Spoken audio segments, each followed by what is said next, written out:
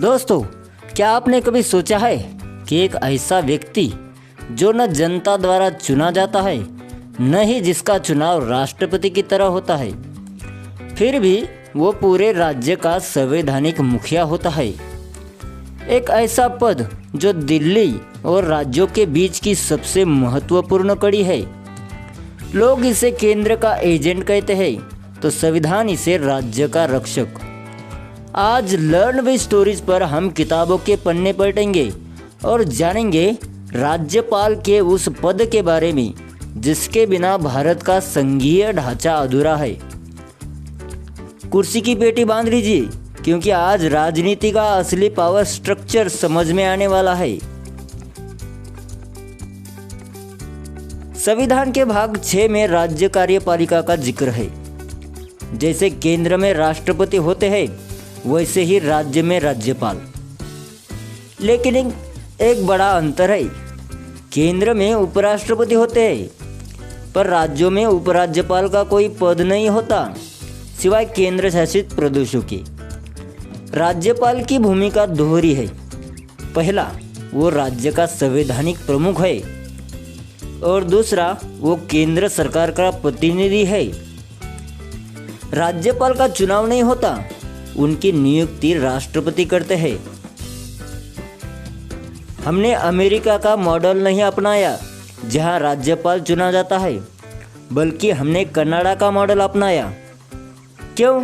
क्योंकि अगर राज्यपाल चुना जाता तो मुख्यमंत्री और राज्यपाल के बीच हमेशा पावर वॉर छिड़ी रहती। योग्यता क्या चाहिए? बस 2 बातें, भारत का नागरिक हो और उम्र 35 वर्ष पार कर चुका हो। राज्यपाल को रहना मुफ्त है, वेतन 3.5 लाख है, और सबसे बड़ी बात, अपने कार्यकाल के दौरान उन पर कोई आपराधिक कार्यवाही नहीं हो सकती। उन्हें गिरफ्तार नहीं किया जा सकता। उन्हें शपथ कौन दिलाता है? उस राज्य के हाई कोर्ट के मुख्य न्यायाधीश। राज्यपाल की शक्तियाँ। राज्यपाल के पास 4 मुख्य शक्तियाँ हैं। सबसे पहली, कार्यकारी। राज्य के सभी काम इनके नाम पर होते हैं। ये मुख्यमंत्री, मंत्रियों और महाधिवक्ता की नियुक्ति करते हैं। दूसरी शक्ति है विधायी, यानी कि ये विधानसभा का सत्र बुला सकते हैं, उसे खत्म कर सकते हैं। विधानसभा द्वारा पास किया गया कोई भी बिल बिना इनके हस्ताक्षर के कानून नहीं बन सकता। तीसरी शक्ति है वित्तीय, यानी कि राज्य का बजट इन्हीं की अनुमति से पेश होता है। और चौथी शक्ति है न्यायिक, यानी ये राज्य के कानूनों के खिलाफ सजा पाए व्यक्ति की सजा को कम या माफ कर सकते हैं, लेकिन फांसी की सजा और कोर्ट मार्शल में इनका हक नहीं है। विवेकाधिकार, जब राज्यपाल अपनी मर्जी चलाते हैं। यहीं से कहानी में ट्विस्ट आता है।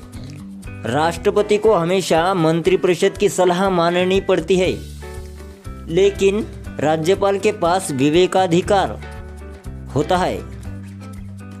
अगर किसी को बहुमत न मिले तो किसे मुख्यमंत्री बनाना है, ये उनका फैसला है। अगर राज्य में संविधान फेल हो जाए तो राष्ट्रपति शासन आर्टिकल 356 के तहत की सिफारिश करना, किसी बिल को राष्ट्रपति के लिए सुरक्षित रख लेना। विवाद और आलोचना। चूंकि राष्ट्रपति केंद्र द्वारा नियुक्त होते हैं, इसलिए अक्सर उन पर आरोप लगता है कि वो केंद्र के इशारे पर काम कर रहे हैं। 1989 और 1991 में जब केंद्र में सरकारें बदली तो थोक भाव में राज्यपालों को बदल दिया गया। सुप्रीम कोर्ट ने साफ कहा है कि राज्यपाल का पद केंद्र के अधीन कोई नौकरी नहीं है, यह एक स्वतंत्र संवैधानिक पद है। तो दोस्तों, राज्यपाल का पद सिर्फ एक सजावट नहीं है, वो राज्य के संविधान का संरक्षक है। वो आग और पानी के बीच का संतुलन है। अगर वो निष्पक्ष रहे तो लोकतंत्र मजबूत होता है, और अगर वो राजनीति का शिकार हो जाए तो संघीय ढांचा डगमगाने लगता है।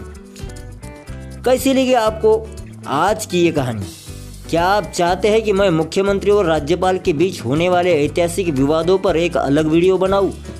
कमेंट में ज़रूर बताएं। लर्न विद स्टोरीज को सब्सक्राइब करें, लाइक करें और पढ़ते रहें, क्योंकि जब आप सीखेंगे तभी तो देश बढ़ेगा। मिलते हैं अगली कहानी में, तब तक के लिए धन्यवाद। जय हिंद।